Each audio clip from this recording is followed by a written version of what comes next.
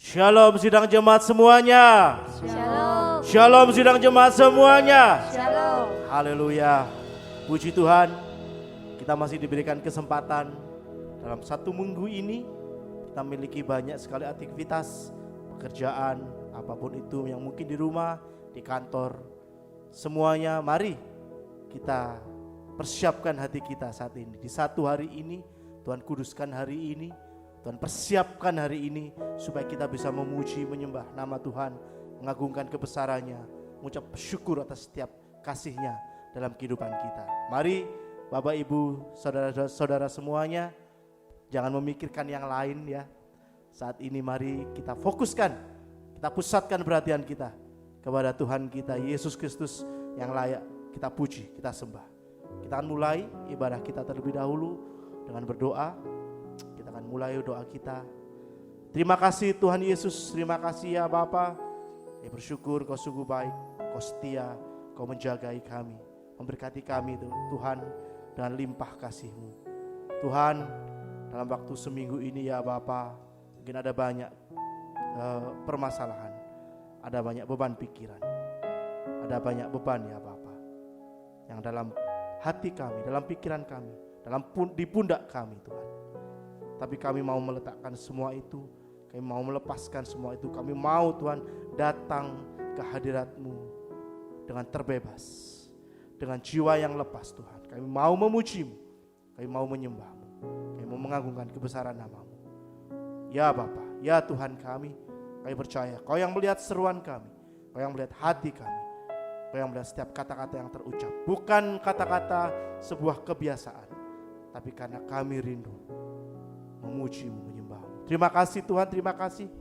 Dan biarlah firman-Mu yang sudah Kau persiapkan bagi kami menjadi jalan kami, menjadi terang kami, menjadi pembuka kami untuk mengetahui apa kehendak-Mu, apa rencana-Mu, apa keinginan-Mu Tuhan dalam kehidupan kami. Berbicaralah Tuhan lewat firman-Mu, dan biarlah kami boleh tahu setiap jalan-jalan-Mu. Terima kasih ya Bapa, terima kasih. Biarlah Kau layakkan setiap imam-imam, pelayan-pelayan di tempat ini boleh membawa hadirat-Mu, menarik hadirat-Mu turun untuk memberkati baik kami maupun sidang jemaat yang di rumah. Terima kasih Tuhan Yesus, terima kasih. Biarlah kami boleh mulai ibadah ini hanya dalam berkat nama Tuhan kami Yesus Kristus. Haleluya, amin. Kita akan pujikan pujian Kau Allah yang kudus.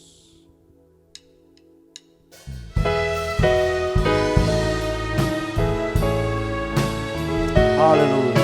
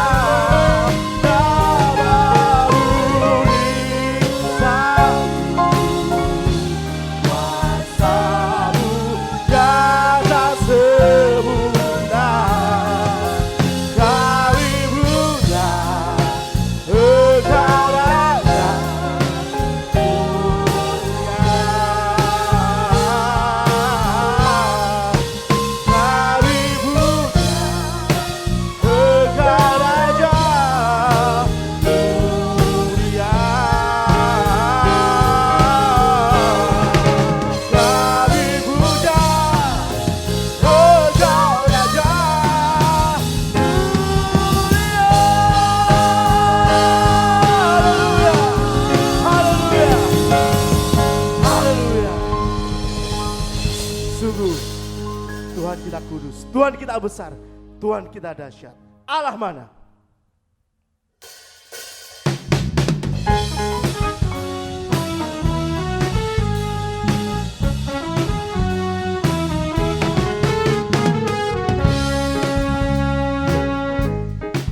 Allah mana yang dahsyat seperti Allah kita. Dia kuat dan penuh kuasa, tiada Allah yang seperti Dia. Allah mana? Allah mana yang besar seperti Allah kita. Allah mana yang dahsyat seperti Allah kita. Dia kuat dan penuh kuasa, tiada Allah yang seperti Dia. Dia buatkan jiwa yang dahaga dan girangkan dengan sukacita. Bersorak-sorai semua orang yang takut akan Tuhan. Allah mana? Allah mana besar seperti Allah kita. Allah mana yang dahsyat seperti Allah kita. Dia kuat dan penuh kuasa, tiada. Sekali lagi, Allah mana? Allah mana yang besar seperti Allah? No. Allah mana yang dahsyat seperti tidak ada. Dia kuat dan penuh kuasa, tiada Allah yang seperti Dia. Dia buatkan jiwa yang dahaga dan girangkan dengan sukacita. Bersorak-sorai semua orang akan Tuhan. Dia buaskan jiwa yang dahaga dan girangkan dengan sukacita. Bersorak-sorai semua orang yang takut akan Tuhan. Allah mana yang besar seperti Allah. Cari. Dahsyat seperti Allah kita. Dia kuat dan penuh kuasa, ada Allah. Sekali lagi kita imani kata-kata ini. Allah mana yang besar seperti Allah kita. Allah mana yang dahsyat, amin. Dia kuat dan penuh kuasa. Tiada Allah seperti Dia. Kuaskan jiwa yang dahaga dan girangkan dengan sukacita. Bersorak-sorai semua orang yang takut akan Tuhan. Jiwa yang dahaga dan girangkan dengan sukacita. Bersorak-sorai semua orang. Sekali lagi. Dia buaskan jiwa, sukacita. Bersorak-sorai semua orang yang takut akan Hosana, Hosana, Hosana, Hosana.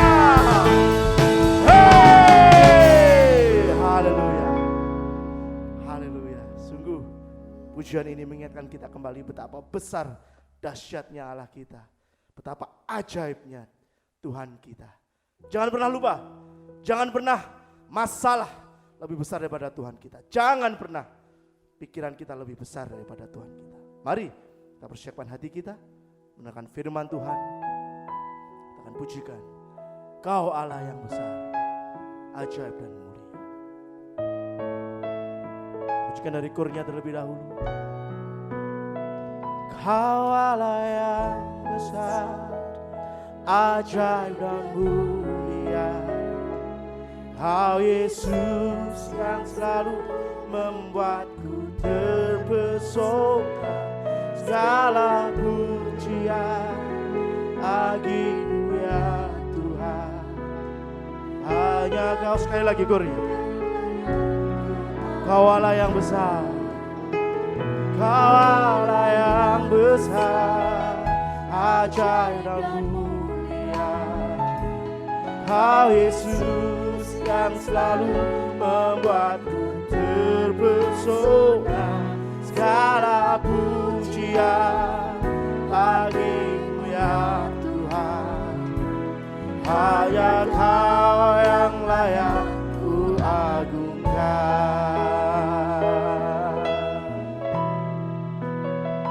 Yesus Tuhan, Kau layak dipuji, ditinggikan atas seluruh bumi.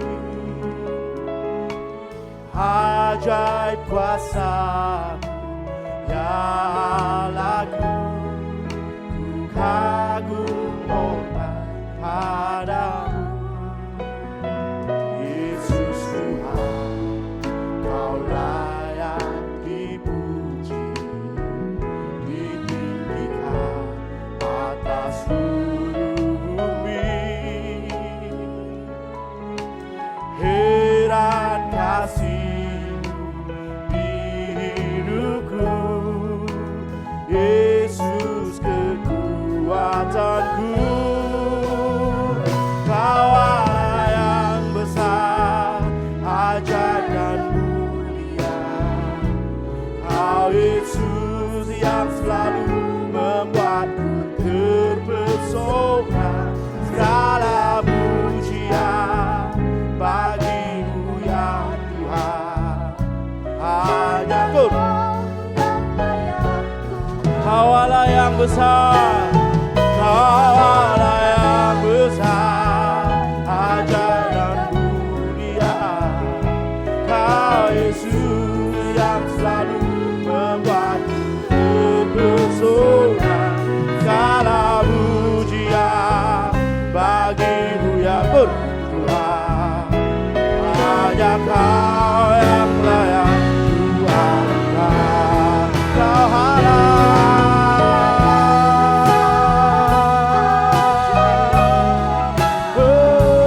Kau Yesus yang selalu membuatku terpesona. Segala pujian bagimu ya Tuhan, hanya Kau. Kau Allah yang besar, hanya Kau Tuhan.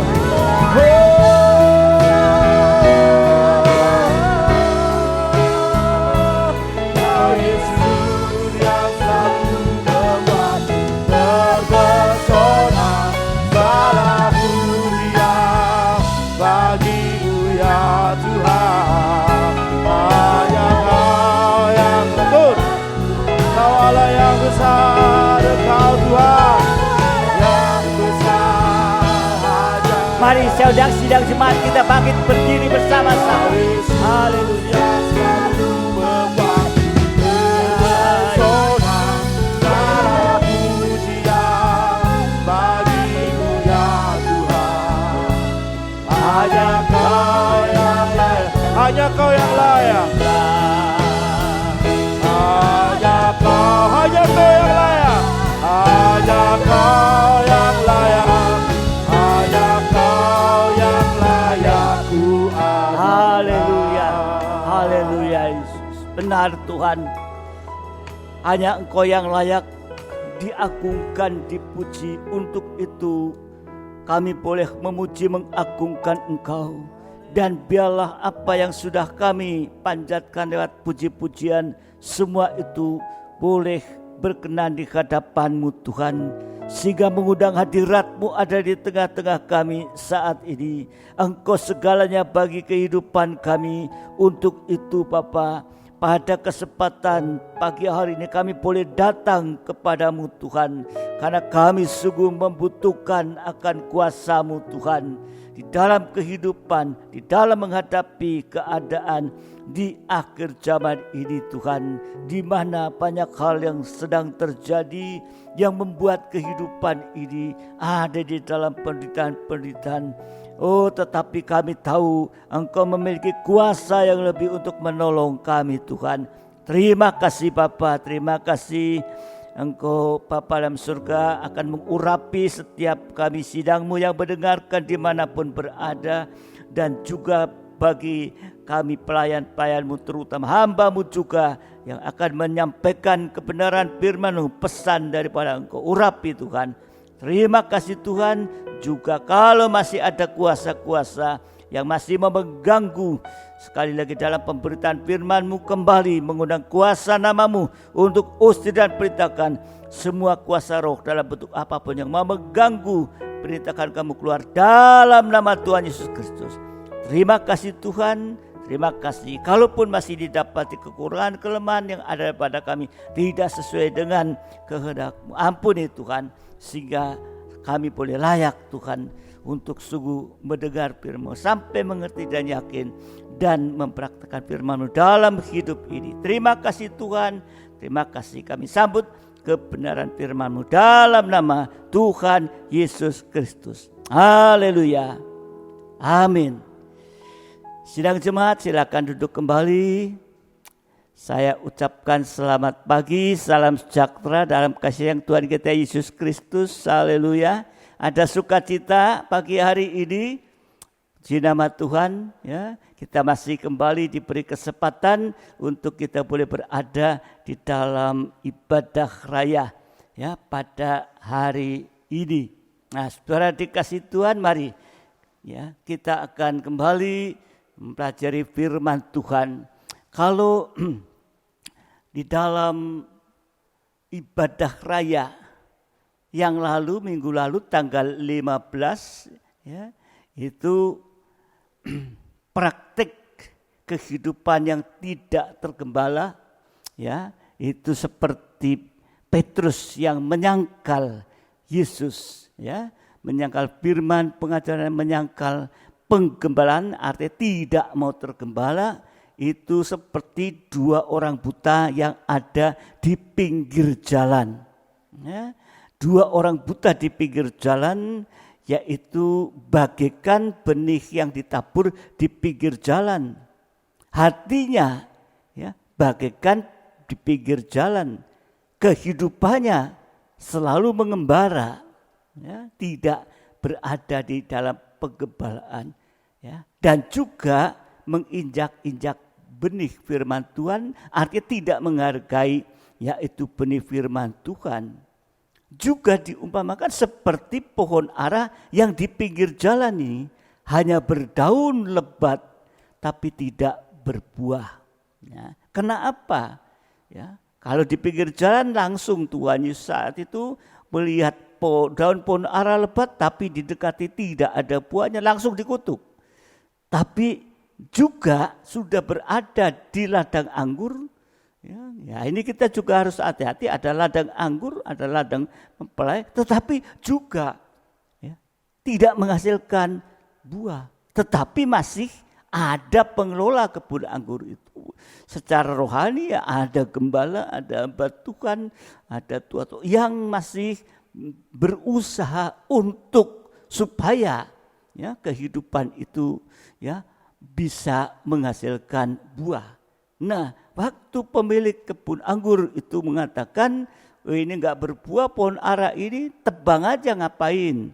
Tapi pengelola memohon, ya, jangan, ya, jangan ditebang. Beri kesempatan 1 tahun. Kalau memang enggak berbuah, tebang. Kesempatannya dipergunakan untuk mencangkul, untuk memberi pupuk.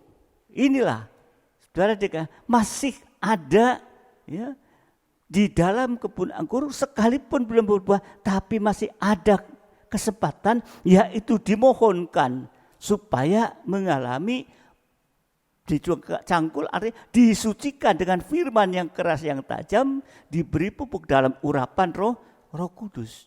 Ini saudara dikasih Tuhan, ya. Ya, untuk apa ketajaman firman?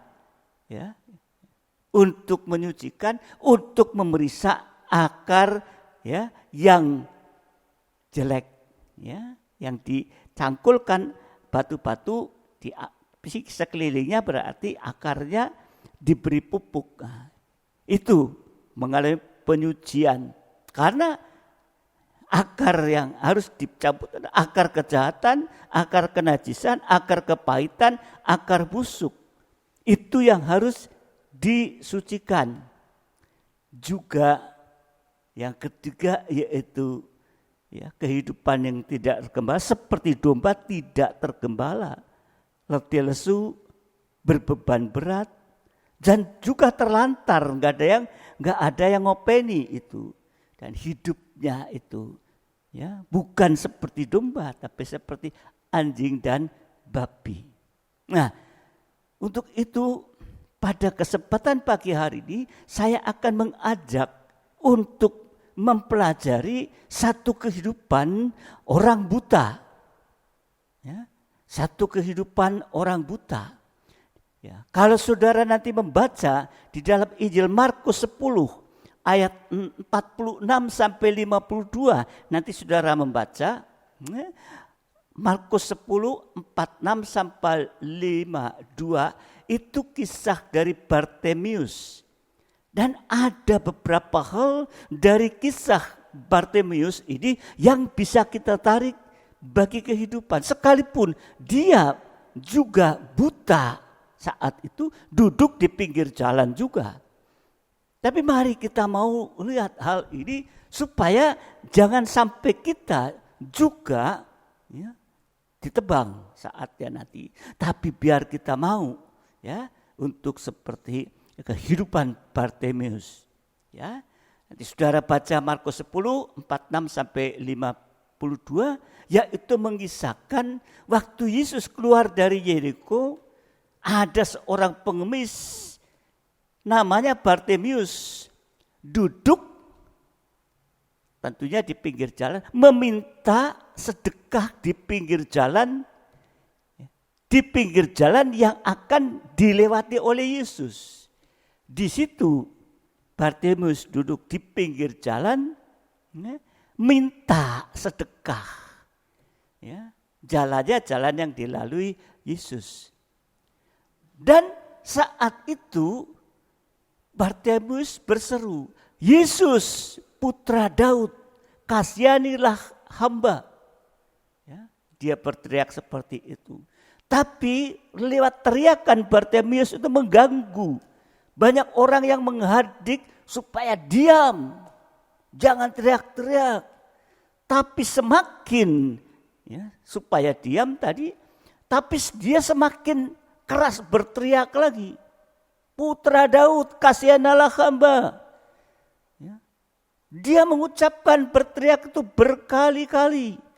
Sampai Yesus berhenti dan berkata, Yesus sedang lewat, dengar teriakan dari Bartemius saat itu, "Kasihanilah aku, Putra Daud." Yesus mendengar, Yesus berhenti. Dan Yesus berkata kepada murid-muridnya, "Suruh dia kemari." Suruh, panggil dia kemari. Itu yang teriak-teriak siapa?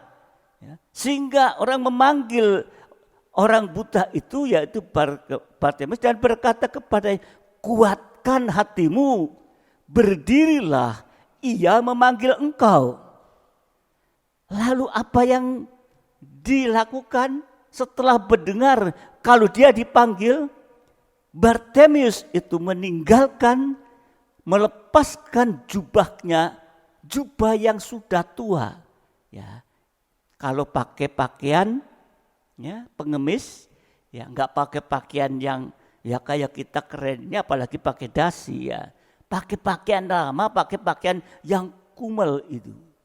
Dia lepaskan itu dan dia cepat melompat berdiri mendapatkan Yesus yang memanggil. Kemudian Yesus bertanya kepada Bartemius, "Apa yang kau kehendaki supaya aku perbuat bagimu?" Dia kan teriak-teriak, "Kasihanilah aku, anak Daud." Lalu Yesus bertanya, "Apa?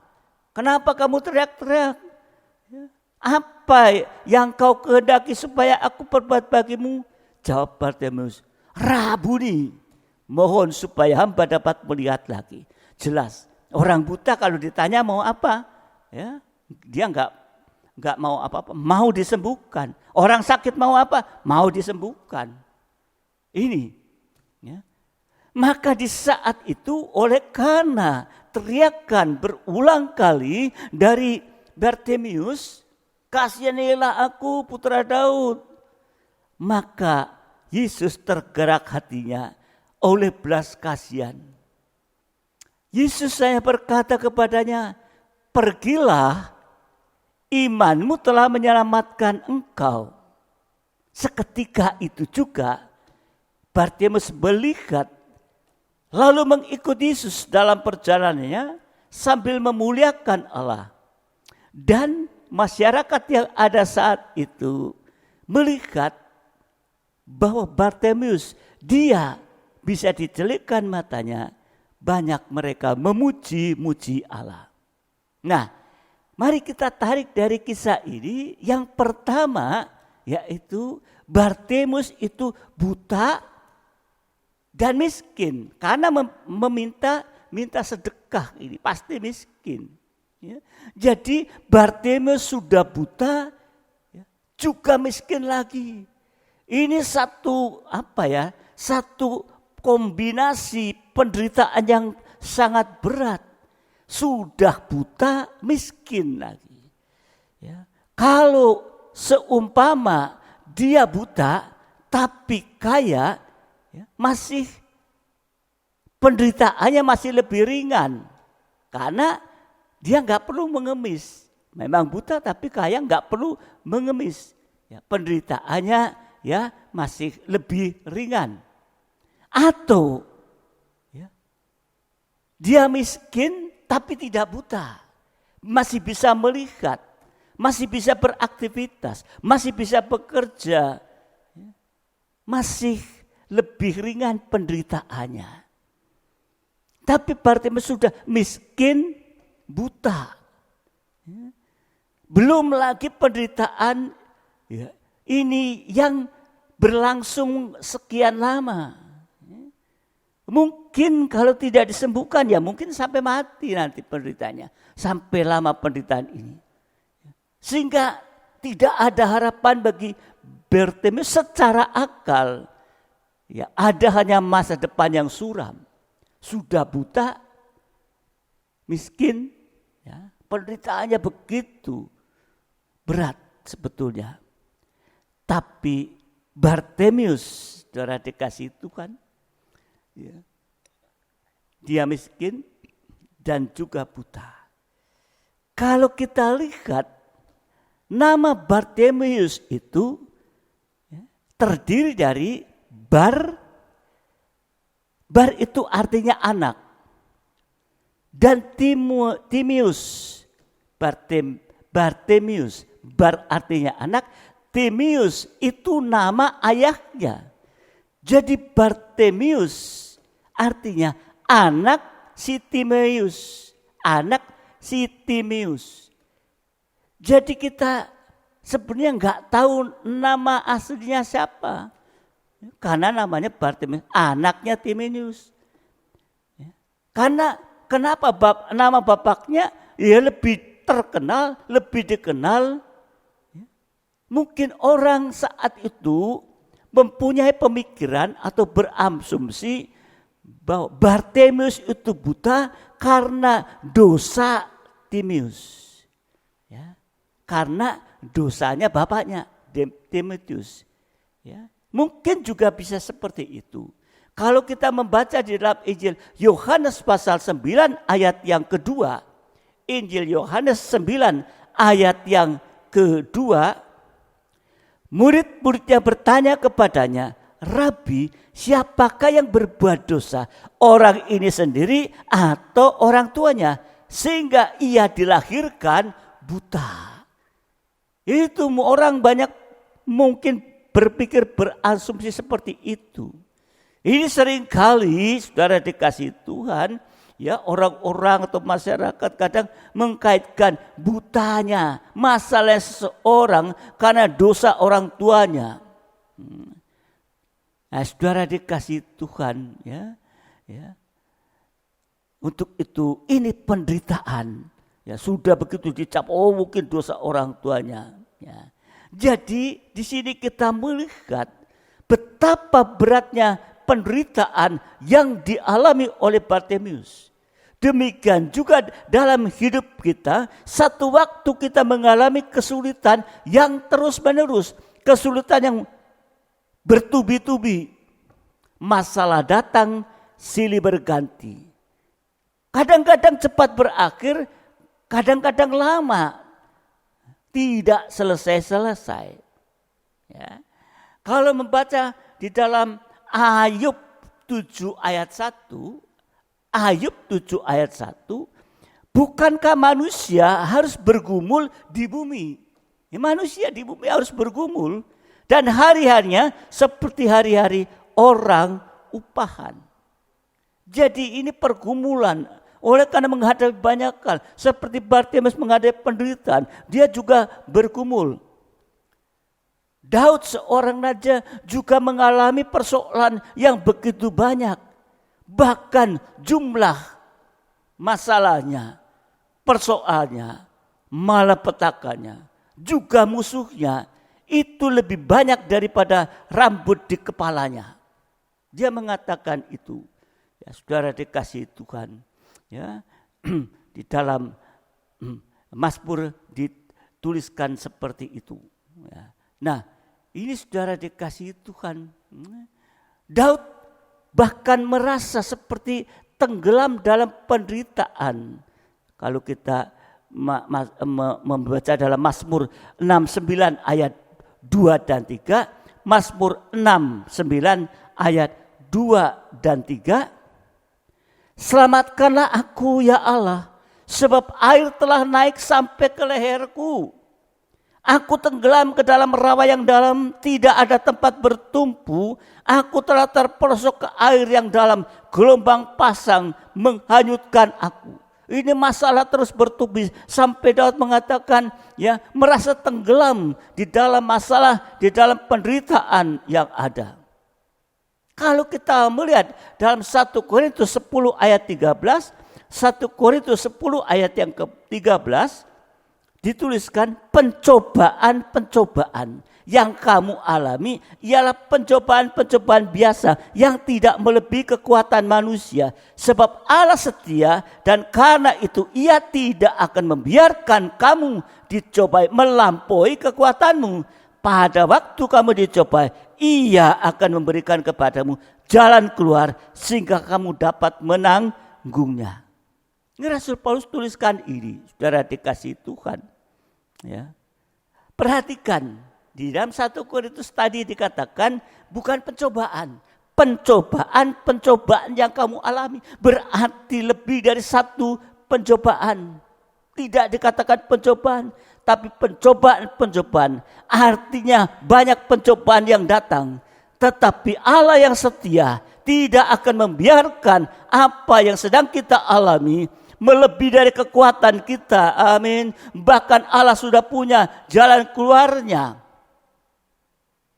Saudara dikasihi Tuhan, rata-rata pada umumnya penderitaan kita tidak lebih berat dari yang dialami Bartimeus. Kalau toh pun ada yang sedang menderita seperti Bartimeus, Tuhan sanggup menolong. Amin. Jangan kita kecil hati, jangan kita putus asa.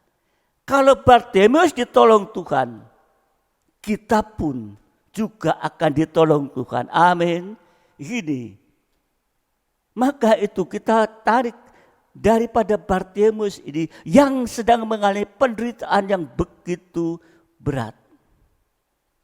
Saat berada di bawah, saat berada dalam lembah kekelaman, penderitaan memang besar dan berat rasanya. Tapi Tuhan kita, Yesus Kristus, terlebih besar dari persoalan kita. Amin. Dia lebih besar dari persoalan kita. Dia begitu hebat, sanggup menolong persoalan-persoalan kita. Apapun yang sedang kita hadapi, ingat dia mampu. Yang kedua, Bartimeus buta secara jasmani. Matanya jasmani, matanya buta. tapi dia tidak buta rohani. Nah ini, mata jasmaninya dia buta, dia bisa melihat, tapi dia tidak buta rohani. Ya. Kalau di dalam Markus 10 ayat 47 tadi, ya, ketika didengarnya bahwa itu adalah orang Nazaret, mulailah ia berseru, Yesus anak Daud, kasihanilah aku. Kita sedang mempelajari tentang Yesus orang Nazaret. Di mana dia, ya, mulai menjadi daging dikandung sampai dia lahir, sampai dewasa. Ya, itu kita sedang mempelajari itu. Yesus orang, di mana Petrus menyangkal Yesus sebagai orang Nazaret. Tapi dia, Bartemius, ya, dia tidak berseru Yesus orang Nazaret. Dia tahu. Tapi Bartemius berseru Yesus putra Daud. Ada perbedaan yang sangat besar dari dua penyebutan ini. Ya, secara umum orang tahu bahwa Yesus itu asalnya dari Nazaret. Dan Yesus dipandang dari sisi manusiawi. Ya, sebagai Yesus, sebagai guru, sebagai tokoh agama, ya, atau sebagai tokoh sejarah, memang itu enggak salah. Tapi ini hanya tahu sampai di pikiran saja ini. Atau saya katakan lebih hanya sampai di otak ini. Tapi kalau Bartemius tadi, ya, kalau sampai Bartemius berseru, Yesus putra Daud, ini bukan sekedar tahu, tapi Bartemius, ya, punya iman. Di sini perbedaannya. Bukan sekedar tahu Yesus orang Nazaret, tapi dia beriman kepada Yesus putra Daud yang adalah Mesias yang dijanjikan berabad-abad sebelumnya. Dan dia tahu bahwa kalau Mesias datang akan mampu menjelikan matanya. Di dalam Yesaya 35 ini sudah dituliskan, ya, di dalam perjanjian lama, Yesaya 35 ayat 4 dan 5. Ya. Katakanlah kepada orang-orang yang tawar hati, kuatkanlah hati, janganlah takut, lihatlah Allahmu akan datang dengan pembalasan dan dengan ganjaran Allah. Ia sendiri datang menyelamatkan kamu. Pada waktu itu mata orang-orang buta akan dicelikan dan telinga orang-orang tuli akan dibuka. Nah, di sini kita melihat, saudara dikasihi Tuhan, bahwa Bartimius sudah pernah mendengar masalah ini, maka dia punya iman.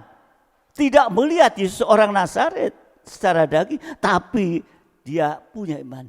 Makanya dia berteriak, Yesus putra Daud ini. Jadi sesungguhnya kedatangan Mesias itu sangat dinantikan oleh orang Israel. Sangat dinantikan oleh orang Israel. Malah mereka, ya, sangat menanti, berharap, bahkan bertanya tentang Yohanes, apa dia juga Mesias? Berarti mereka orang Israel mengharapkan, ya, adanya Mesias itu. Ya. Nah,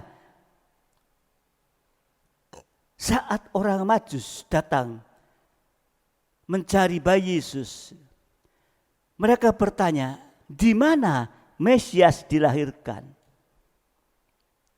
Ahli-ahli Taurat bisa langsung menjawab, di Bethlehem, tanah Yehuda. Orang Majus percaya.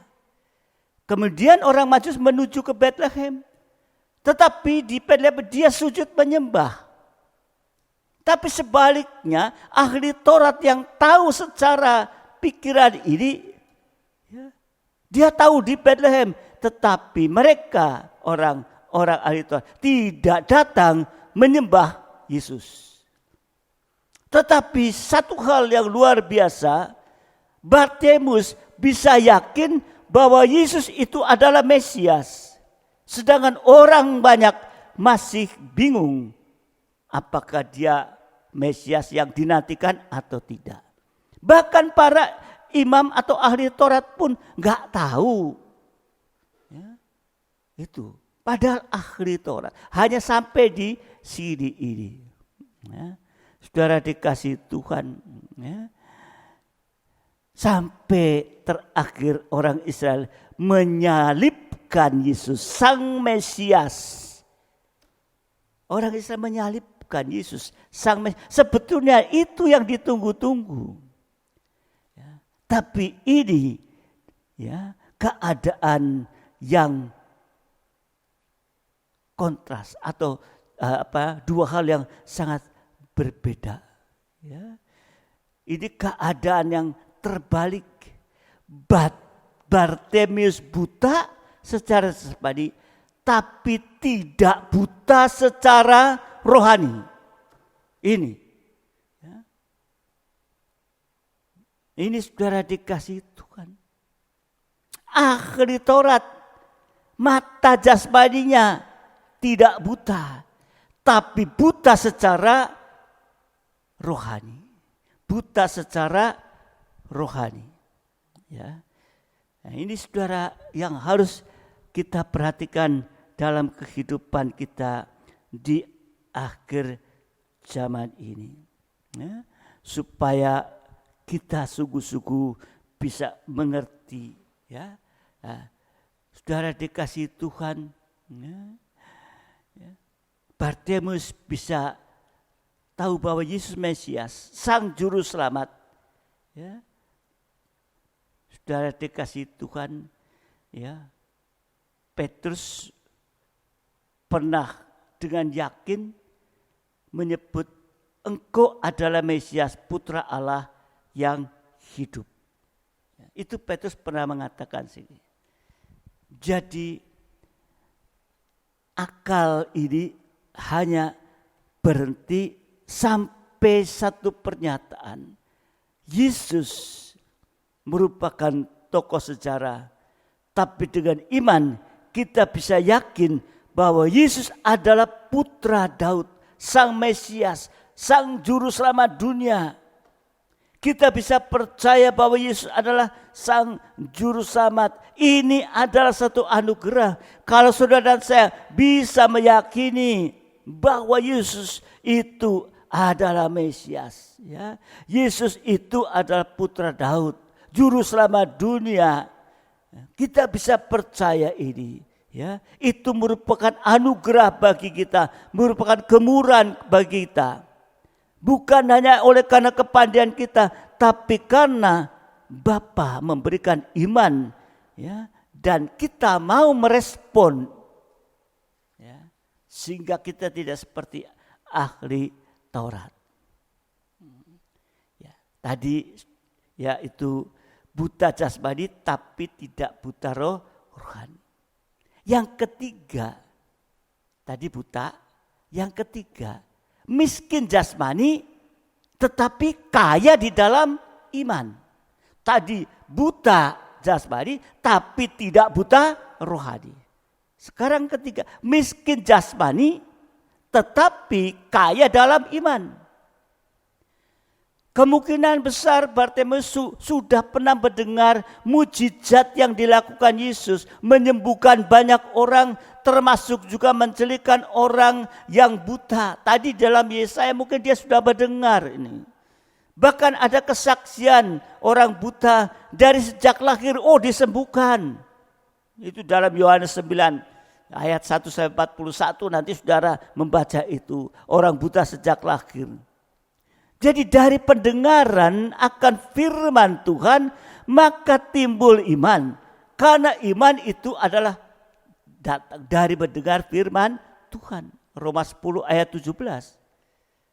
Sehingga Bartimeus pasti mengharapkan kapan bisa bertemu Yesus. Sekalipun Bartimius matanya tertutup, tapi telinganya terbuka untuk mendengar. Hatinya juga terbuka, bukan keras hati. Hatinya terbuka untuk firman.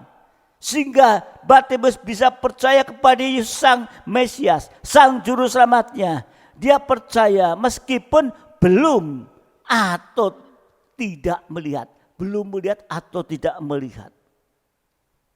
Kalau kita membandingkan dengan murid-murid Yesus, kadang imannya lemah atau kecil. Kadang imannya lemah. Thomas yang mau percaya bahwa Yesus bangkit kalau sudah melihat bekas paku dan mencucukkan jari ke lambungnya Yesus. Yesus berkata, karena engkau telah melihat aku maka engkau percaya. Berbahagialah orang yang tidak melihat namun percaya. Ini satu hal yang luar biasa. Bartimius yang dianggap miskin oleh dunia ini, tapi menjadi kaya dalam iman. Ia bisa yakin. Ya, dia bisa yakin, saudara dikasihi Tuhan. Di dalam Yakobus pasal 2 ayat 5, Yakobus 2 ayat 5, dengarkanlah hai saudara-saudara yang kukasihi, bukankah Allah memilih orang-orang yang dianggap miskin oleh dunia ini untuk menjadi kaya dalam iman dan menjadi ahli waris kerajaan yang telah dijanjikannya kepada barang siapa yang mengasihi Dia. Jadi kadang atau mungkin juga sering ketika orang tidak punya apa-apa untuk diharapkan, maka imannya disandarkan pada Allah. Disitulah imannya dilatih untuk berharap kepada Tuhan, sehingga iman itu semakin kuat oleh karena menghadapi ujian. Tapi sebaliknya, kalau satu orang keadaannya berkecukupan atau berkelimpahan dalam segi jasmani atau materi, kadang, bukan kadang mungkin, juga sering melupakan Allah sumber kehidupan. Imannya menjadi kecil dan lemah. Ya. Yeremia 17 ayat 5 dan sampai 8. Yeremia 17 5 sampai 8. Beginilah firman Tuhan, terkutuklah orang yang mengandalkan manusia, yang mengandalkan kekuatannya sendiri, dan yang hatinya menjauh daripada Tuhan. Ia akan seperti semak bulus di padang belantara, ia tidak akan mengalami datangnya keadaan baik, ia akan tinggal di tanah angus di padang gurun, di negeri padang asing yang tidak berpenduduk. Diberkatilah orang yang mengandalkan Tuhan, yang menaruh harapannya pada Tuhan. Ia akan seperti pohon yang ditanam di tepi air, yang merambatkan akar-akarnya ke tepi batang air, dan yang tidak mengalami datangnya panas terik, yang daunnya tetap hijau, yang tidak khawatir dalam tahun kering, dan tidak berhenti menghasilkan buah. Ini kalau akar sudah disucikan, ya, dari akar yang jelek tadi, ya, maka bagaikan ada di tepi air, aliran sungai. Oh, bisa terima ya, asupan terus. Ini saudara dikasihi Tuhan. Ya, jadi ya, kisah ini menceritakan proses timbulnya iman dari tidak percaya menjadi percaya. Dilanjutkan proses latihan iman yang membuat iman yang tadinya kecil menjadi iman yang besar. Dari iman yang lemah menjadi iman yang kuat. Inilah saudara dikasihi Tuhan, ya, contohnya yaitu Bartimius, miskin tapi kaya dalam iman. Miskin secara jasmani tapi kaya dalam iman. Amin. Ini saudara dikasihi Tuhan. Jangan dibalik, ya. Sekarang yang lebih jauh, ya. yang dilakukan Bartemius tadi. Ya, yang dilakukan Bartemius. Ya, waktu dia berteriak-teriak, orang katakan berbeken mungkin kalau bahasa Jawanya. Berbeken, teriak-teriak apa sih? Ya. Disuruh diam, enggak diam. Tapi malah berteriak. Bartemius berseru-seru. Orang banyak membentak menyuruhnya diam. Tapi Bartemius makin berteriak lebih keras, gak peduli. Kalau diomelin orang-orang. Saudara dikasih Tuhan. Ada dalam terjemahan lain berteriak.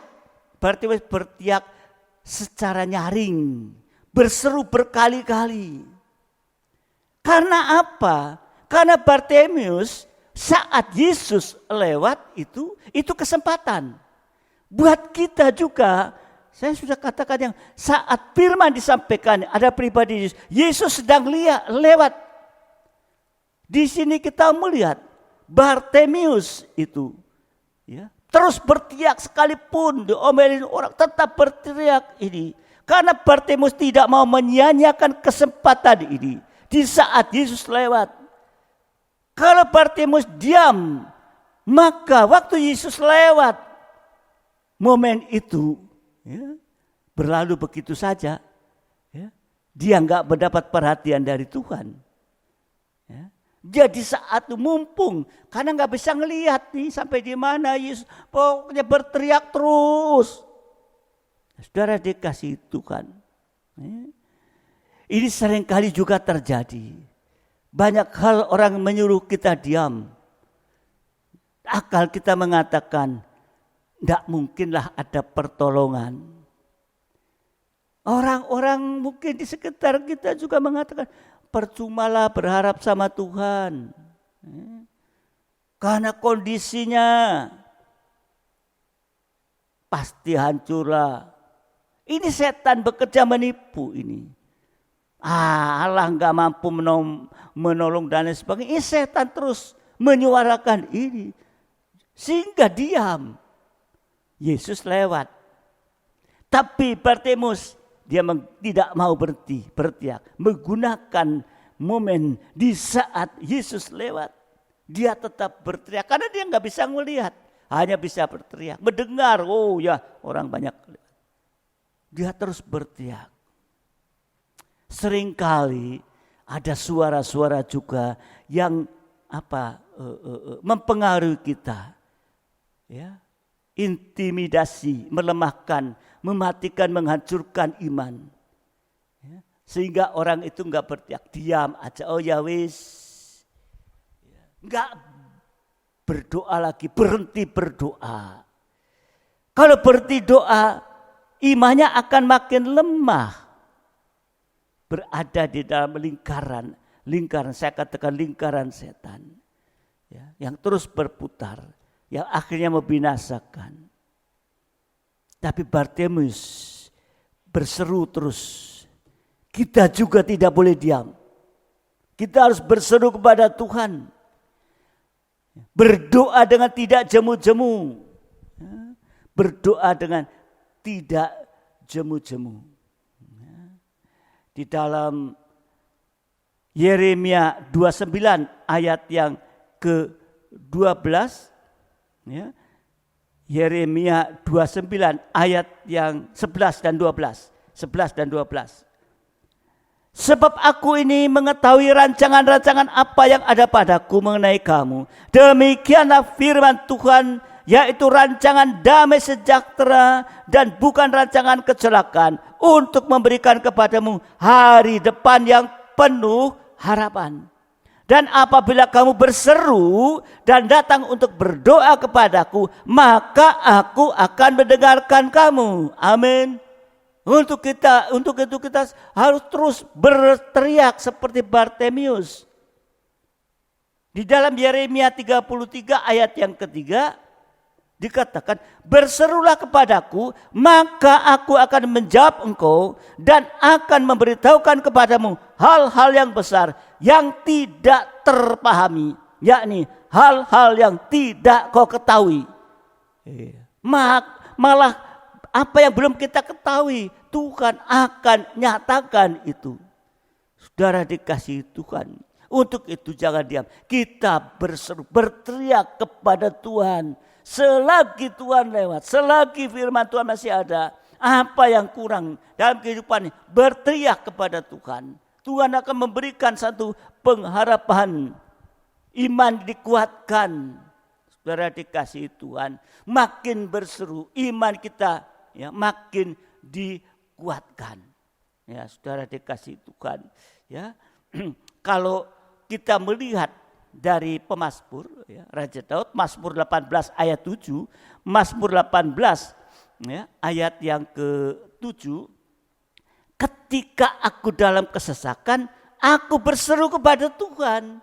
Seperti Bartemius tadi dalam kesesakan, dalam penderitaan, dia buta dan miskin, ya, dia dalam kesesakan berseru kepada Tuhan, kepada Allahku aku berteriak minta tolong. Ia mendengar suaraku dari baitnya, teriakku minta tolong kepadanya sampai ke telinganya, berarti didengar.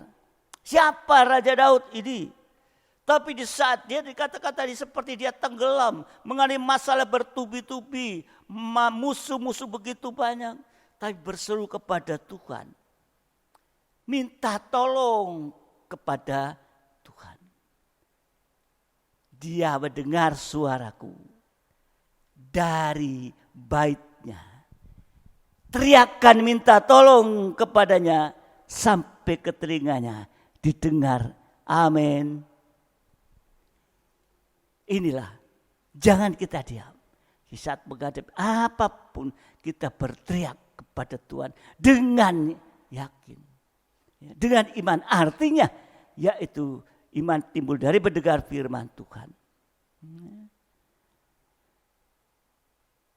Yang lebih jauh, yang kelima, orang-orang yang mengikuti berbondong-bondong tadi, di saat Bartimius berteriak malah disuruh diam. Orang gak tertarik. Ngapain orang? Mungkin ya. Sampai dikatakan kalau sekarang mungkin orang teriak-teriak ngapain sih gini kali ya. Orang-orang gak tertarik pada teriakan. Tetapi Yesus tertarik. Amin. Bartimius ya. Orang miskin, buta, disisihkan masyarakat. Karena dia miskin dan buta. Disinilah manusia hanya menilai orang lain dari luarnya. Manusia lebih tertarik pada hal-hal lahiriah ini. Oh, sampai di mana sih pendidikannya dia? Ya. Berapa sih kekayaannya dia? Apa sih jabatannya dia? Bagaimana sih rupanya dia? Dan lain-lain. Semua ini enggak salah. Tapi jangan sampai akhirnya kita terjebak. Yaitu hanya mementingkan yang di luar. Itu kebanyakan seperti itu. Tapi saat itu Yesus bisa melihat sampai dalam hati manusia. Tuhan bisa melihat sampai dalam hati manusia. Dan Tuhan lebih tertarik ya, dengan kecantikan manusia batiniah. Ya, dengan kecantikan manusia batiniah. 1 Petrus 3 ayat yang keempat. 1 Petrus 3 ayat yang keempat. Tetapi perhiasanmu ialah manusia batinnya yang tersembunyi dengan perhiasan yang tidak binasa, yang berasal dari roh yang lemah lembut dan tentram, yang sangat berharga di mata Tuhan. Ya.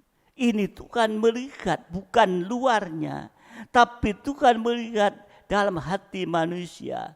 Tuhan lebih tertarik dengan kecantikan manusia batinnya. Allah bisa menemukan Daud seorang ya, yang detak jantungnya ya, sama dengan detak jantungnya ya, Tuhan. Kisah Rasul 13 ayat 22. Kisah Rasul 13 ayat 22. Setelah Saul disingkirkan, Allah mengangkat Daud menjadi raja mereka. Tentang Daud Allah telah menyatakan, aku telah mendapat Daud bin Isai, seorang yang berkenan di hatiku dan yang melakukan segala kehendakku. Jadi di sini kita melihat, saudara dikasihi Tuhan, Tuhan menemukan Daud seorang yang sepaham. Detak jantungnya sama dengan detak jantungnya Tuhan. Sedang manusianya bisa melihat yang ada di depan mata, tapi Tuhan melihat sampai di dalam hati. Manusianya bisa melihat luarnya saja, tapi Allah melihat sampai di dalam hati ini. 1 Samuel 16 ayat yang ke-7. 1 Samuel 16 ya, ayat yang ke-7.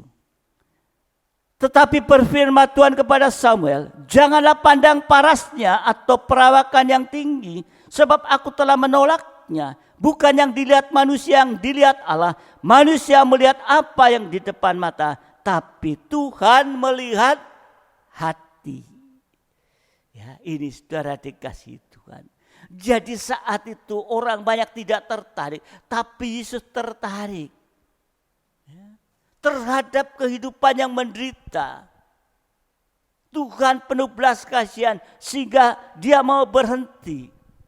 Tuhan tertarik kepada teriakan Bartimeus yang buta dan miskin itu. Timbul belas kasihan sehingga Yesus saat itu berhenti dan menyembuhkan Bartimeus. Saat ini juga Allah menatap kita dengan belas kasihan. Allah peduli. Allah mengerti persoalan kita. Pelayanan Yesus selalu bergerak oleh karena belas kasihan. Oleh karena belas kasihan, ia tergerak untuk menolong, untuk mendoakan, untuk berbuat mujizat. Ia berbelas kasihan terhadap jiwa-jiwa. Ya. Ini merupakan perhatian yang mendalam. Waktu menghadapi pemecahan roti pertama untuk 5.000 orang dan pemecahan roti kedua 4.000 orang, dia katakan timbul belas kasihan ini.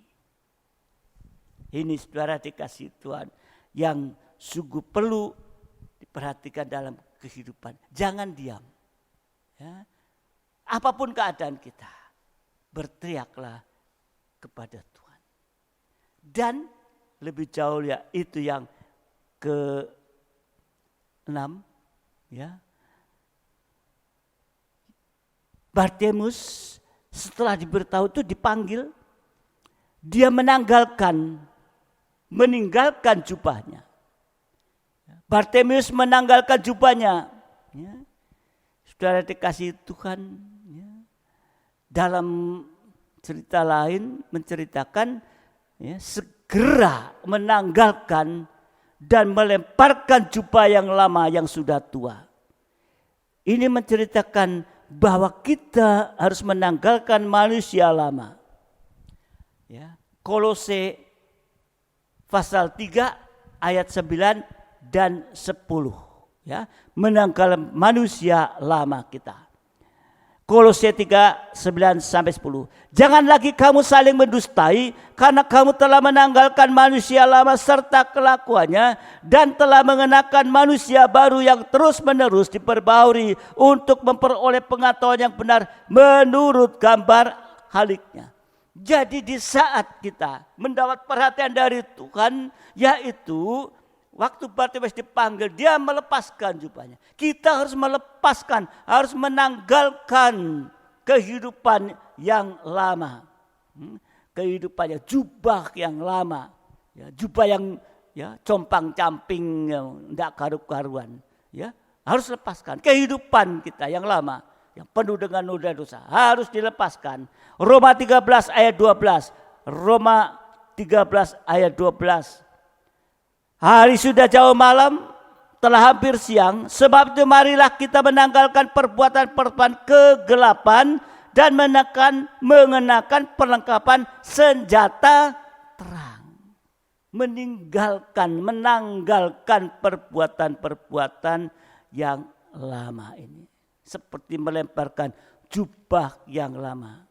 Menanggalkan yaitu perbuatan kegelapan. Ya. Nah, saudara dikasih, ya, artinya kita mau bertobat, melepaskan itu. Ya. Sesudah disembuhkan, sekalipun ya, tidak dituliskan, ya, tidak diceritakan dalam Alkitab, ya, dia tidak mengambil kembali lagi jubah yang tua yang sudah dilempar, ya, yang jubahnya atau pakaiannya yang compang-camping sebagai pengemis tidak diceritakan, tapi percaya dia tidak mengambil kembali pakaian yang lama, jubah yang lama, karena dia terlalu bersukacita dan dia mengikuti Yesus dalam perjalanan, sehingga dia tinggalkan jubah tuanya, dia tinggalkan jubah itu menunjuk pada identitas. Menunjuk pada identitas, tahu. Kalau pengemis pakai pakaian, tadi saya katakan pakai pakaian yang kering kayak ya kita itu pakai pakaian kering, apalagi pakai dasi ya diketahuin kalau duduk di pinggir jalan ya, terus ya, ini guyon atau apa. Tapi kalau seperti partai miskin, buta, ya dia pakaian compang-camping, ya ditanggalkan. Saya pernah bersaksikan di kampung saya, di kota saya itu, kalau setiap hari Jumat ada satu orang yang sudah terkenal dan menjadi langganan, ya dia keliling di dalam jalan raya besar, di toko-toko dari timur sampai ke barat, belok lagi ke selatan, berapa banyak tuh kalau setiap hari Jumat dia datang. Dia pakaiannya ya compang-campingnya, ya nggak pokro lah begitu, ya. Tapi satu saat saya teman-teman bersepeda masuk ke kampung, ada orang itu, ya saya tanya, loh, dek kene lha apa? Ya itu rumahku nang kene mana? Itu, loh rumahnya gedong. Ya. Jadi waktu dia keluar setiap Jumat, dia pakai identitasnya, yaitu pakaian compang-camping. Tapi sebetulnya dia punya rumahnya gedong, ya, bukan gedong. Sampai teman-teman bingung dia katakan, kok iso yo? Ya itu identitas. Jadi identitas yang lama kita itu harus dilepaskan, ditanggalkan. Kita punya identitas yang baru, yaitu di dalam Dia. Ini saudara dikasih Tuhan. Untuk itu mari, di saat-saat itu setelah ditolong Tuhan, seperti Bartimeus, dia mengikuti Yesus dalam perjalanan.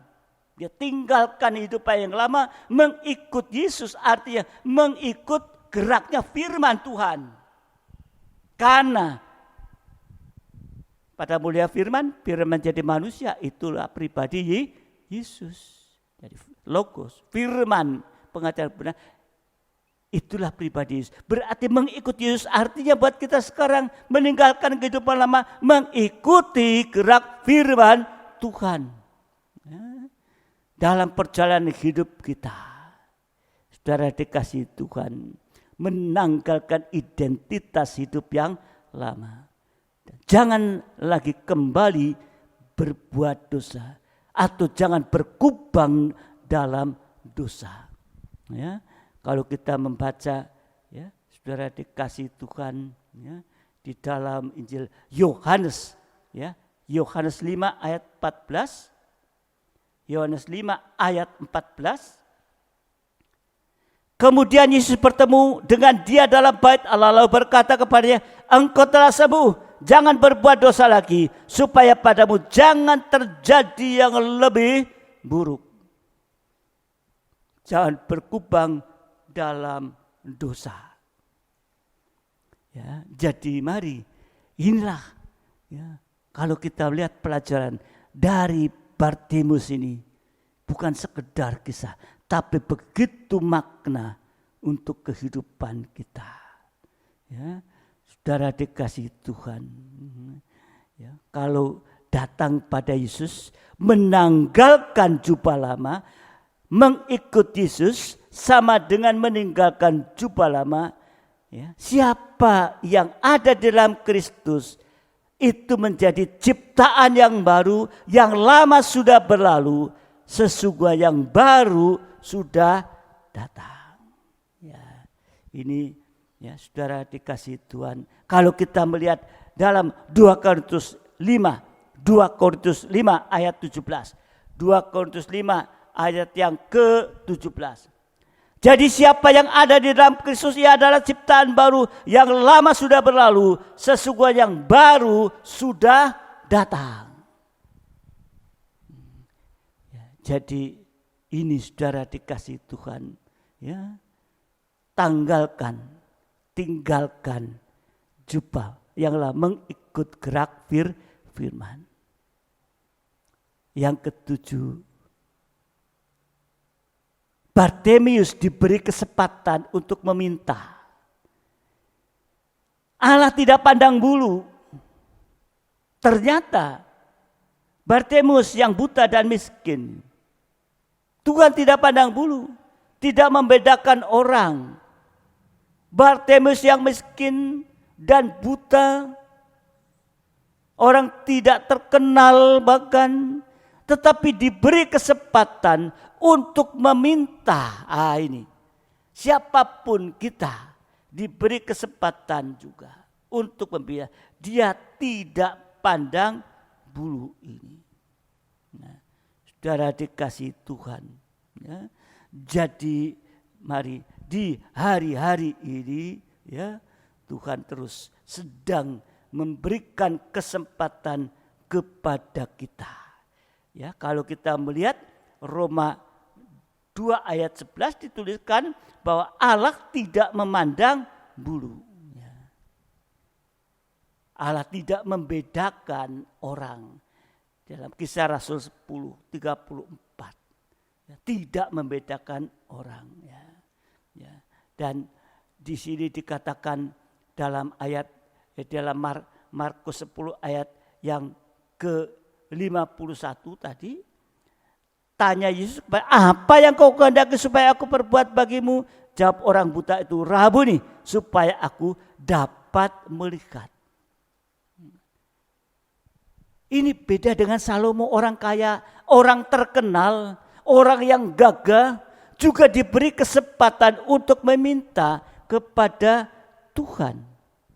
Ya.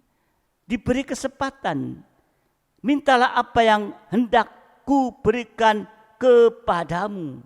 Dituliskan 1 Raja 3 ayat 5. Jadi Yesus tidak pandang bulu. Ya. Seperti Bartimeus yang buta miskin, ya, diberi kesempatan bertanya, apa yang harus aku perbuat? Demikian juga kepada Salomo juga bertanya Tuhan. Ya. Orang yang terkenal, ya, orang yang gagah, ya, diberi kesempatan untuk meminta kepada Tuhan. Kenapa Yesus bertanya seperti ini? Apakah Yesus tidak tahu kebutuhan Bartimeus? Ya, perhatikan, Yesus tahu Bartimeus buta dan juga miskin. Ya.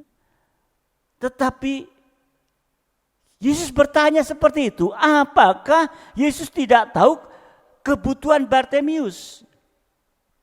Bukan Yesus tidak tahu, saudara dikasihi Tuhan. Bukan Allah tidak tahu, tapi Allah sudah tahu sebelum kita berdoa. Ya, sebelum kita berdoa. Ya.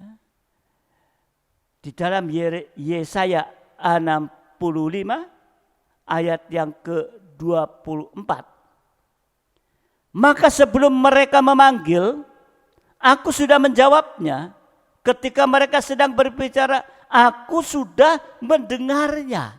Jadi bukan berarti ya Tuhan tidak tahu, bukan Allah sudah, Tuhan sudah tahu sebelum kita berdoa.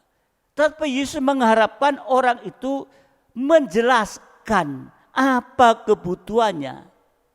Ini untuk menunjukkan kepada orang banyak bahwa kali ini dia tidak meminta sedekah. Orang seperti Bartimius ya, di pinggir jalan meminta-minta kan. Ya. Kalau saudara lewat ada orang ya, di pinggir jalan meminta-minta, mungkin orang buta, kamu mau apa? Duit, sodorkan kalengnya mungkin. Yesus sudah tahu sebetulnya, tapi Yesus bertanya. Apa kebutuhan orang itu? Ya. Tapi ternyata Bartimius tidak meminta sedekah. Demikian juga seringkali kita menyatakan kebutuhan kita kepada Tuhan dalam bentuk iman, bahwa kita percaya kepada Tuhan. Menyatakan kebutuhan kita, menunjukkan hubungan kita sebagai anak kepada Bapa.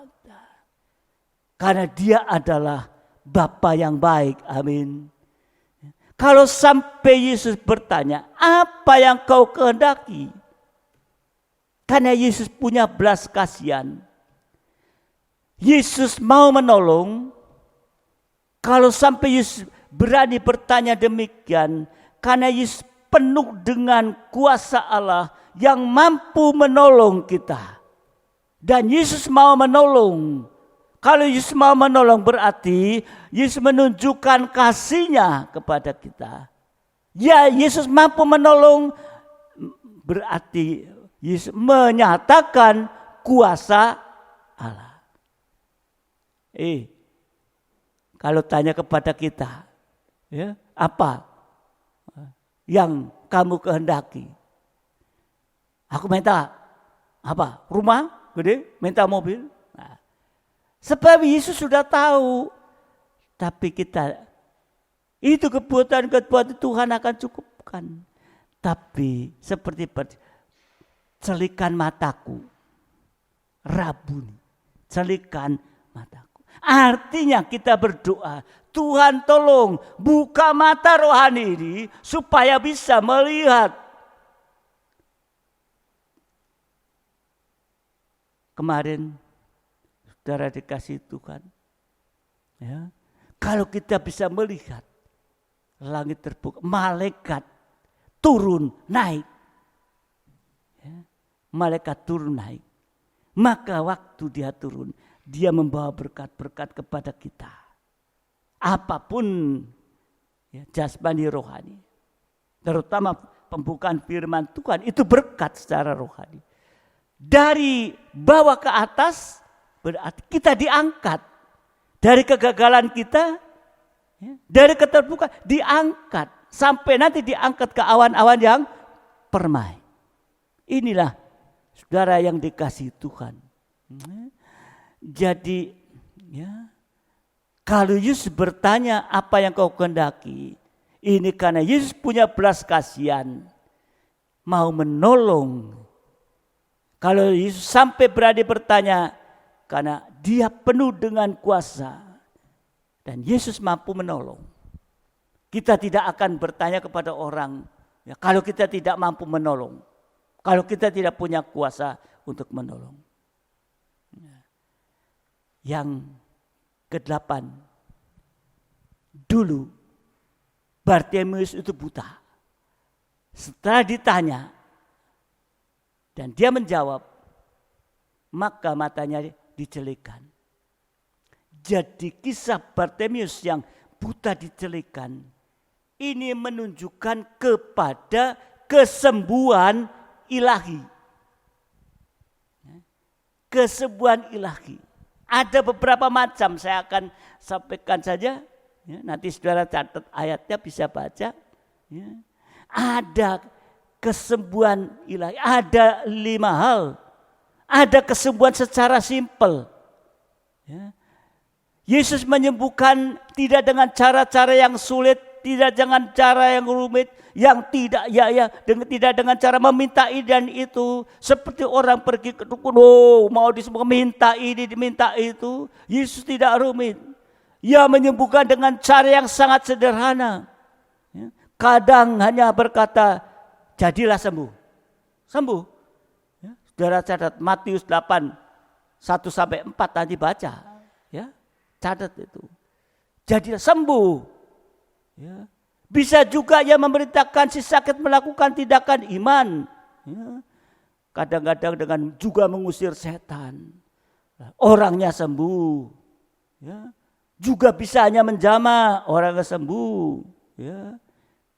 Saudara dikasih Tuhan dan ya, bangkit. Ya, bangkit. Ya. Ini begitu sangat simpel tuh saudara dikasih Tuhan. Dan juga spontan. Ya. Artinya kesembuhan ya yang kita baca dalam kisah dalam Alkitab ini ya, yang dituliskan di dalam Injil itu langsung terjadi. Ya. Seketika itu juga. Ya, tadi Matius 8, 1-4 nanti. Pada saat itu, seketika itu juga, seperti ibu mertua Petrus, lenyap demamnya. Roh setan langsung keluar, spontan. Begitu Yesus mengatakan, setan keluar itu. Dan yang lebih lagi, itu, kalau saya katakan tadi spektakuler. Yaitu penyakit yang tidak mungkin sembuh, bisa disembuhkan oleh Tuhan Yesus. Apa yang mustahil bagi manusia, tidak mustahil bagi Allah. Amin. Ya. Saudara dikasih Tuhan. Kalau kita melihat cara-cara Tuhan luar biasa. Bagi kita itu suatu yang mustahil, gak mungkin itu terjadi. Tapi bagi Tuhan tidak ada yang mustahil. Ya. Matius 17, 14-21. 14-21. Ketika Yesus dan murid punya kembali kepada orang banyak itu, datanglah seorang mendapatkan Yesus dan menyembah. Katanya, Tuhan kasihilah anakku, ia sakit ayan dan sangat menderita. Ia sering jatuh ke dalam api dan juga sering ke dalam air. Aku sudah membawanya kepada murid-muridmu, tapi mereka tidak dapat menyembuhkan. Maka kata Yesus, hai kamu angkatan yang tidak percaya dan yang sesat, berapa lama lagi aku harus tinggal di antara kamu? Berapa lama lagi aku harus sabar terhadap kamu? Bawalah anak itu kemari. Dengan keras Yesus menegur dia. Lalu keluarlah setan itu daripadanya. Dan anak itu pun sembuh seketika itu juga. Kemudian murid-murid datang dan ketika mereka sedian dengan dia bertanya mereka, mengapa kami tidak dapat mengusir setan itu? Dia berkata kepada, karena kamu kurang percaya. Sebab aku berkata kepadamu, sesungguhnya sekiranya kamu mempunyai iman sebesar biji sesawi saja, kamu dapat berkata kepada gunung ini, pindah dari tempat ini ke sana. Maka gunung itu akan pindah dan takkan ada mustahil bagimu. Ini saudara yang dikasihi Tuhan. Suatu yang ajaib. Berapa kali Yesus membangkitkan orang yang sudah mati. Bahkan Lazarus yang sudah mati 4 hari sudah busuk juga dibangkitkan oleh Yesus. Dan ingat, ya, apa yang dilakukan oleh dia itu sempurna. Yesus tidak menyembuhkan setengah jalan. Yesus tidak menolong setengah jalan. Yesus tidak menyembuhkan ya separuh-separuh. Dia menyembuhkan secara tuntas. Kalau Tuhan sudah memulai mengerjakan sesuatu yang baik, dia akan meneruskan sampai ke akhirnya. Dia Alfa dan Omega. Dia sudah memulai, dia akan mengakhiri. Yang buta bisa melihat secara sempurna. yang tuli bisa mendengar secara sempurna, yang lumpuh bisa mengangkat tilam secara sempurna. Ini kuasa pertolongan Tuhan yang luar biasa ini. Ini kesembuhan ilahi, saudara dikasihi Tuhan. Dan semua ditolong Tuhan. Artinya Yesus bisa menyembuhkan semua penyakit. Dari sakit yang ringan, yaitu demam, seperti Ibu Petrus. Penyakit-penyakit yang berat, sampai paling berat, yaitu membangkitkan orang mati tadi. Sehingga semua, artinya Yesus mau menyembuhkan semua manusia. Tidak ada yang dibedakan. Kita datang dengan iman, percaya kepada Tuhan Yesus Kristus. Ya, ini saudara dikasih Tuhan. Nah, untuk itu kita mari hari-hari ini jangan tinggal diam, tetapi kita mau selalu berteriak kepada Tuhan. Nah, dan kalau kita membaca di dalam Matius 15 ya, ayat yang ke-30 ya, itu tadi sudah dinyatakan ya, Matius 15:30. Kemudian orang banyak berbondong-bondong datang kepadanya, membawa orang lumpuh, orang timpang, orang buta, orang bisu, banyak lagi yang lain, lalu meletakkan mereka pada kaki Yesus dan Ia menyembuhkannya mereka semuanya. Sakit apapun, masalah apapun, semua bisa ditolong oleh Tuhan. Amin. Dan yang terakhir, buat kita juga seperti Bartimeus. Selama Bartimeus duduk di pinggir jalan, sesudah sembuh Bartimeus jalan mengikuti perjalanan Yesus. Karena Yesus adalah jalan kebenaran dan hidup. Jadi kisah Bartimeus ini menceritakan bahwa Tuhan memberikan paket lengkap. Yaitu Bartimeus disembuhkan, matanya dicelikan, tetapi juga dia mengikut Yesus yang adalah jalan kebenaran dan hidup. Berarti dia juga menerima keselamatan. Hidup Bartimeus sudah berubah, tidak buta lagi, tidak jadi pengemis lagi. Hidup Bartimeus menjadi hidup yang sangat berarti. Inilah yang saya katakan tadi, paket lengkap seperti Bartimeus. Secara jasmani matanya disembuhkan, tetapi secara rohani dia mengikut Yesus, diselamatkan.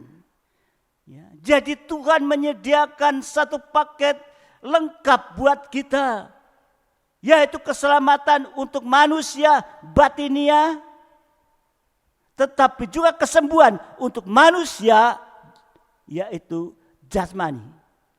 Mata disembuhkan, ya, tapi rohaninya hidupnya diselamatkan. Ini ya, jadilah ya, seperti Bartimeus dengan iman. Dia mendengar firman bahwa Tuhan mampu menolong dan berteriak kepada Tuhan, jangan diam. Nanti Tuhan akan tolong pada waktunya. Ya. Sehingga saudara dikasih Tuhan, Tuhan memberikan kehidupan sampai kekal, juga kesembuhan. Nah, saudara dikasih Tuhan, ya, untuk itu saudara bisa nanti baca di dalam Alkitab banyak hal yang menyatakan ini, banyak ayat-ayat ya. Ya. Jadi untuk itu jangan sampai kita itu diam ya, seperti Bartimeus. Kalau ditanya ya, mata rohani ini terlebih dahulu untuk dicelikan. Nanti yang jasmani akan mengikuti.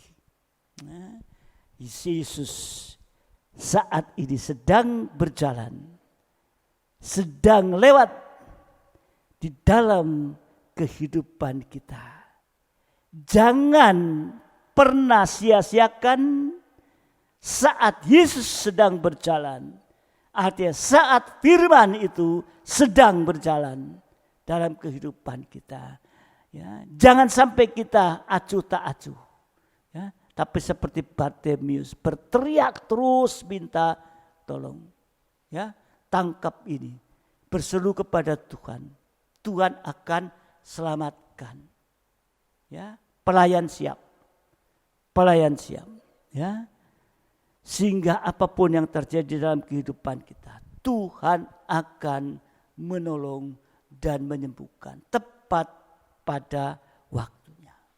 Nah, ini saudara dikasih Tuhan, biarlah ya bisa Bartimius ini bisa menjadikan ya pemikiran bagi kehidupan kita.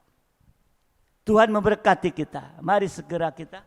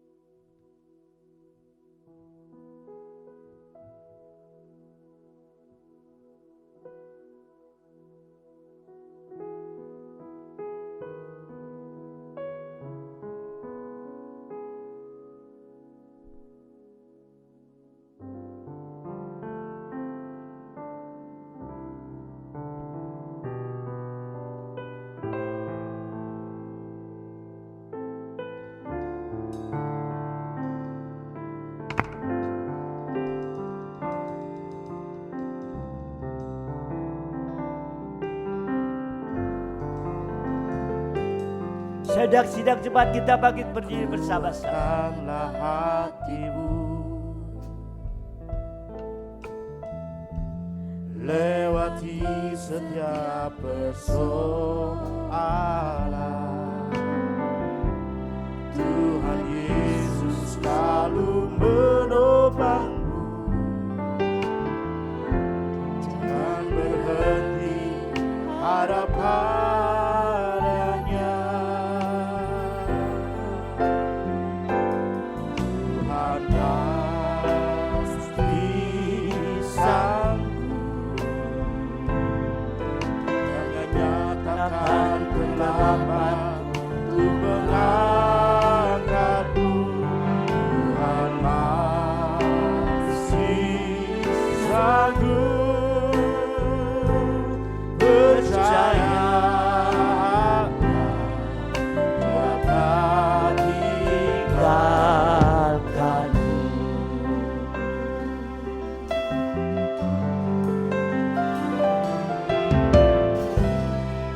Kuatkanlah hatimu,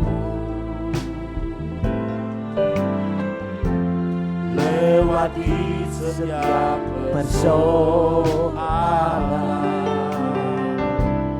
Tuhan Yesus selalu menopangmu. Ya, amin. Jangan berhenti harap Ya, haleluya. Tuhan pasti sanggup. Amin. Jangan katakan terlambat untuk mengangkatmu. Tuhan pasti sanggup. Percaya dapat tinggalkanmu. Sekali lagi kita pujikan dia.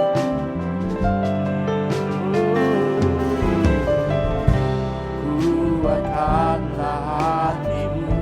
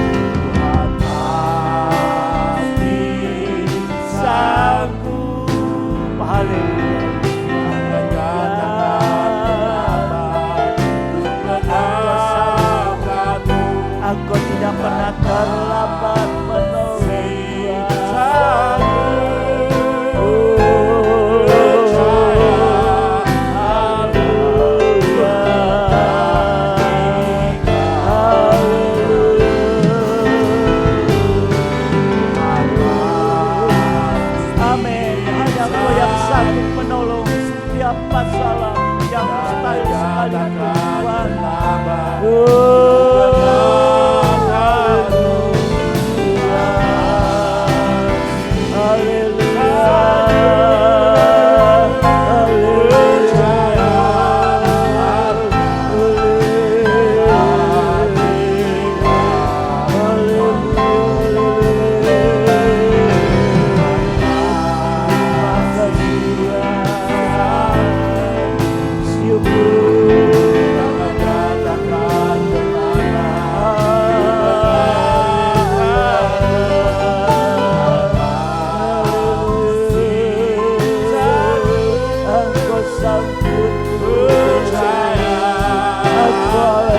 Belas kasihan Tuhan.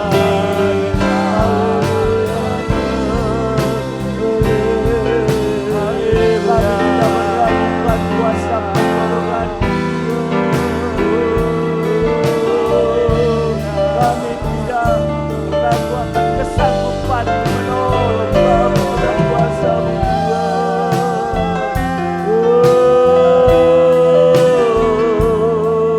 Apapun keadaan Tuhan tidak akan tinggalkan kami Tuhan. Kami boleh mendapatkan perhatian khusus dari Kau Tuhan. Haleluya, haleluya, haleluya.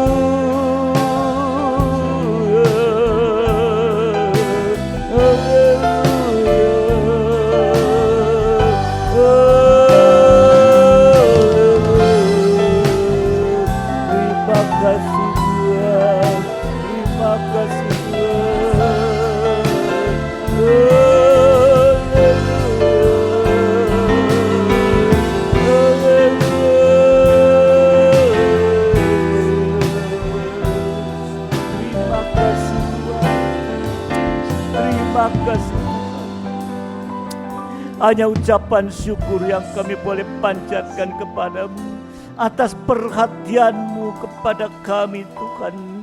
Sidang jemaat-Mu di tempat ini Tuhan, seperti Engkau memperhatikan Bartimius Tuhan. Engkau tidak memandang bulu Tuhan, siapa kami ini Tuhan, tapi Engkau memperhatikan kami lewat firman-Mu Tuhan, merupakan kuasa-Mu yang boleh menolong dalam kehidupan kami ini, di mana sesungguhnya Engkau sedang lewat Tuhan. Tapi biarlah seringkali kami, oh Bapa, tidak memanfaatkan kesempatan yang baik Tuhan. Engkau ampuni kekurangan kelemahan kami, tolong kami Tuhan. Di saat Engkau lewat, itulah merupakan perhatian daripada Engkau Tuhan. Dan biarlah kami juga boleh berteriak seperti Bartimius Tuhan, sehingga perhatian-Mu semakin nyata di dalam kehidupan kami ini Tuhan, semakin jelas Tuhan, sehingga kami juga boleh mendapat pertolongan dari pengerak Engkau dalam segala aspek kehidupan kami ini, khususnya secara rohani. Mata Bapa dalam surga rohani ini bisa dicelaikan Tuhan. Oh Bapa, kalau kami boleh melihat contoh dari Bartimius ini, buta secara jasmani tapi kaya di dalam iman Tuhan. Oh biarlah kami juga Bapa dalam surga mendapatkan satu kekuatan daripada Engkau, iman yang kuat dan teguh Tuhan, menghadapi apapun juga Tuhan. Terima kasih Bapa, terima kasih Tuhan, karena kami tahu Engkau sekalian dalam kehidupan kami ini Tuhan. Terima kasih Tuhan, terima kasih. Biarlah mari sidang Jumat semua Tuhan, Kau tolong Tuhan, karena kami tahu Engkau menanyakan kepada Bartimius yang miskin dan buta, tapi Engkau juga bertanya kepada Salomo Tuhan, apa yang Kau kehendaki. Tapi biarkan boleh merespon seperti Bartimius, dan kami boleh menerima paket, yaitu kesembuhan secara rohani, secara jasmani, juga menerima keselamatan Tuhan. Oh, terima kasih Bapa, terima kasih. Kami boleh bersyukur pada pagi hari ini. Dan biarlah Roh Kudus akan menolong setiap kami. Pertetapkan, permanenkan firman itu di dalam hati kami Tuhan. Bukan hanya di dalam otak pikiran ini, tapi sampai di dalam hati ini Tuhan. Oh, terima kasih Tuhan. Terima kasih sehingga pandangan kami Tuhan bukan pandangan yang semu Tuhan, tetapi sungguh-sungguh memandang kepada pribadi-Mu Tuhan. Dan kami boleh selalu mendapat kesempatan Tuhan dan menggunakan kesempatan selagi Engkau masih menyatakan diri-Mu lewat firman dalam urapan Roh Kudus-Mu Tuhan. Karena kami tahu menjadi saatnya nanti bahwa kesempatan itu sudah tidak ada lagi.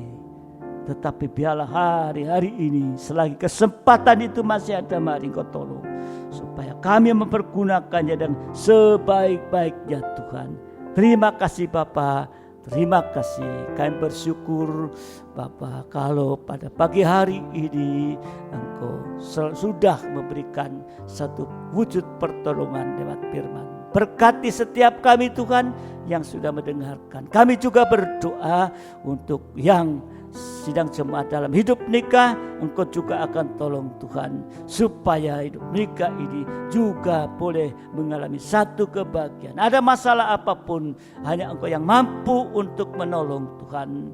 Dan biarlah firman-Mu juga akan datang menolong mereka Tuhan. Terima kasih Tuhan, terima kasih yang sakit dalam tubuh jasmani juga mendapat kesempatan untuk mendapat pertolongan daripada Engkau. Dan biarlah kami semua boleh tidak tinggal diam, tapi berteriak kepada-Mu Tuhan. Terima kasih Tuhan, karena Engkau sumber pertolongan, sumber segalanya Tuhan. Terima kasih Tuhan. Yang ada masalah dalam kehidupannya, baik itu pekerjaan dan lain sebagainya, kami juga menyerahkan semua ke dalam tangan Tuhan. Karena Engkau saja yang mampu untuk menolong. Dan biarlah kami boleh menjadi kehidupan yang terus diperbaharui Tuhan. Yang lama akan ditanggalkan, ditinggalkan Tuhan. Terima kasih Bapa, terima kasih. Kami juga berdoa saat ini bagi keadaan-keadaan situasi yang ada, yaitu oleh karena pandemi COVID-19. Engkau juga akan melindungi kami seluruh sidang jemaat-Mu Tuhan. Dan juga kota Mojokerto dan juga negara ini. Terima kasih Bapa, terima kasih. Kami bersyukur untuk semua itu. Engkau memberkati kami pelayan pada pagi hari ini dengan berkat yang Kau limpahkan, baik damai sejahtera dan kasih karunia. Juga berdoa Bapa di dalam surga untuk sidang jemaat-Mu yang sudah ambil perhatian, memberikan persembahan syukur Tuhan. Engkau sudah memberkati mereka Tuhan. Juga yang sudah memberikan untuk perhatian, untuk diakonnya, juga Engkau memberkati mereka. Demikian yang sudah mengembalikan perpuluhan, membuktikan bahwa mereka sudah diberkati oleh Engkau Tuhan. Terima kasih Bapa, terima kasih. Kami selesaikan ibadah pagi hari ini. Dan Engkau akan memberikan kelimpahan berkat kesehatan bagi kami semua. Terima kasih Tuhan, terima kasih Tuhan. Sekarang sidang jemaat yang dikasih Tuhan, terimalah berkat nikmat anugerah daripada Allah Bapa, cinta kasih dari Tuhan kita Yesus Kristus, serta persekutuan dalam Roh Kudus menyertai kita saat ini sampai selama-lamanya, dalam berkat nama Tuhan Yesus Kristus. Mempelai pria surga yang mengasihi, yang percaya bersama saya katakan amin. Selamat pagi, Tuhan memberkati kita semua. Haleluya.